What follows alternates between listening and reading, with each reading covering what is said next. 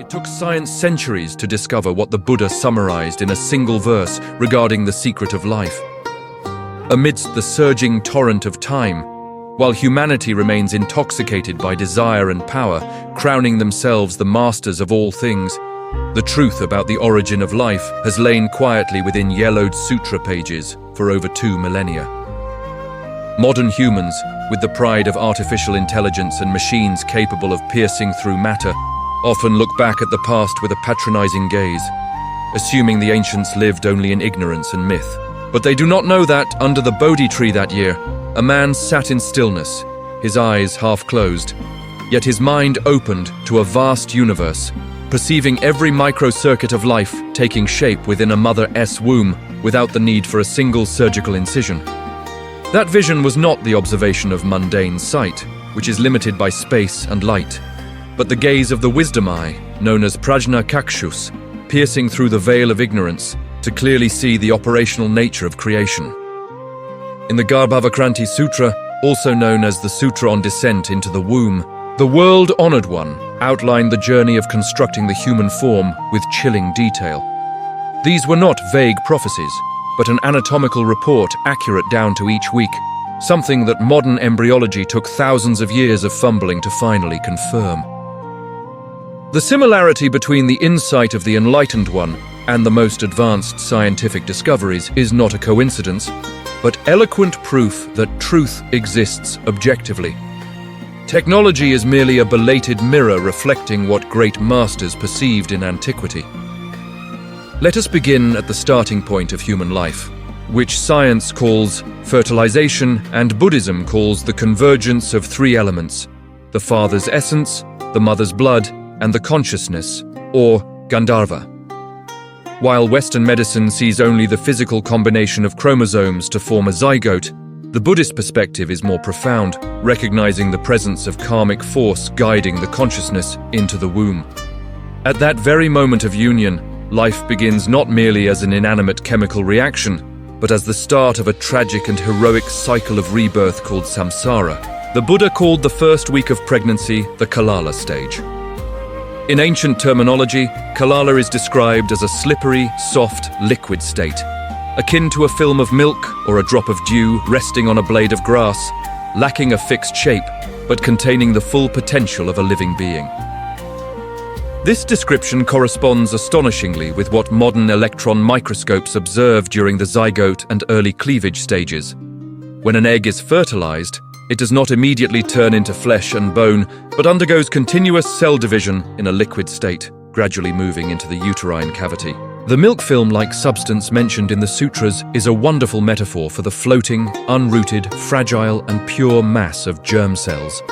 Without machines or measuring devices, how could a person living in the 5th century BCE describe the physical state of an object smaller than a speck of dust so accurately, if not through the clarity of meditative absorption?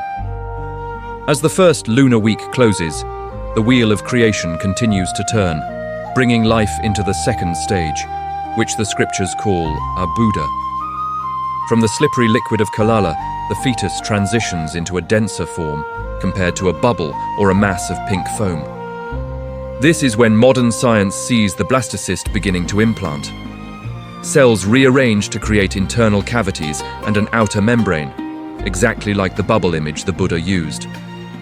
The beauty of the term Abbuda lies not only in the description of shape, but also in capturing the nature of existence during this phase: fragile, breakable, and volatile.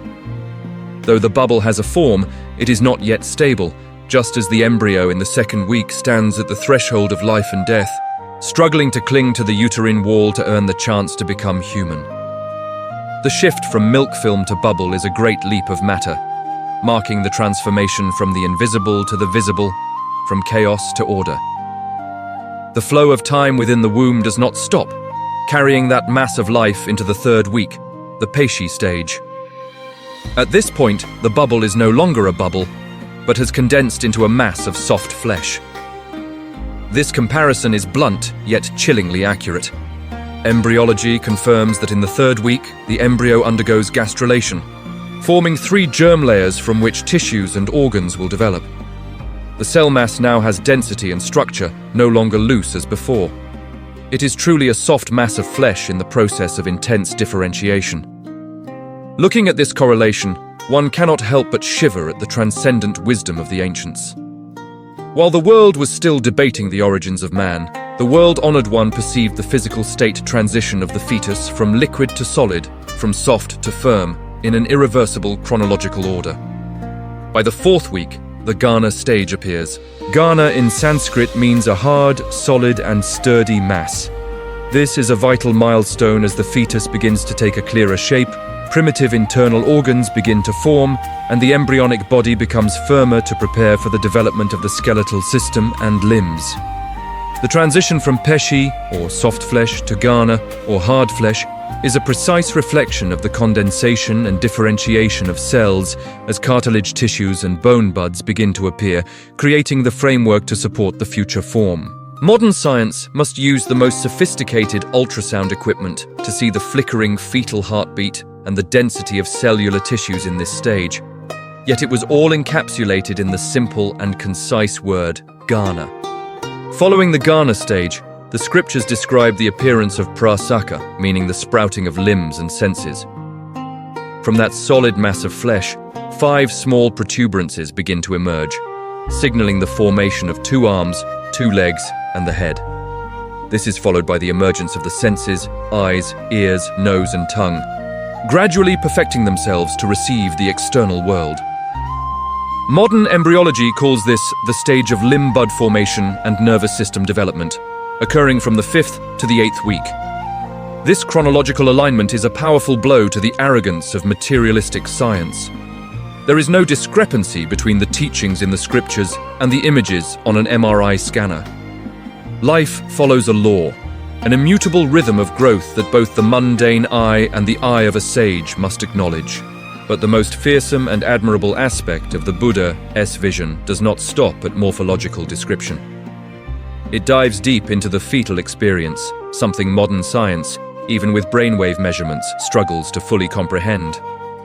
In the Sutra on Descent into the Womb, this developmental process is not described as a romantic miracle, but as a journey of immense suffering. The fetus is imprisoned in a narrow, dark space, submerged in filthy amniotic fluid, enduring the pressure of the mother's internal organs. The fluctuating sensations of heat and cold when the mother eats or drinks, and the pain like being crushed between 2 boulders when the uterus contracts, all are described vividly as if he himself were experiencing that pain. Here, we see a strange intersection between biology and philosophy. Science proves that the fetus begins to have neural reflexes and pain sensations very early. The flinching and cramped movements upon external impact are evidence that the being has begun to sense the harshness of its environment. But while medicine only sees physiological reflexes, Buddhism sees the truth of suffering, known as dukkha satya. The formation of the senses is synonymous with the formation of the capacity to feel pain. To have a body is to have suffering. That law begins the moment we are but a red speck of blood in the mother's womb, without needing to wait until the first cry at birth. The development of the fetus through the lens of the Garbhavakranti Sutra is a process of constant variation, an impermanent flow of matter. From Kalala to Ghana, no state is eternal. One thing perishes so another may arise. Cells divide, differentiate, die, and regenerate in every moment. This is the operation of a miniature universe. The human body is a small cosmos, and what happens in the womb is exactly what happens in the great universe. Formation, existence, destruction, and emptiness. Humans often take pride in the perfection of their bodies, but under the anatomical eye of the enlightened one, it is merely a temporary assembly of earth, water, wind, and fire, of masses of flesh, flows of blood, and segments of bone, maintained by an energy source borrowed from food and air. When comparing these bodies of knowledge, we see the naivety of humans in their haste to worship technology as a new god. We are ecstatic, our hearts pound, and our minds reel in the intoxication of discovery when we see a 3D image of a fetus, as if we have just found a new continent. But in reality, that feeling of joy is only the satisfaction of the ego's desire to control nature. We use machines to see, yet we forget to use the heart to feel. We measure the head circumference and the length of the femur, but we cannot measure the karmic force operating within that tiny being. Technology gives us data, but ancient wisdom gives us a holistic view of the nature of life.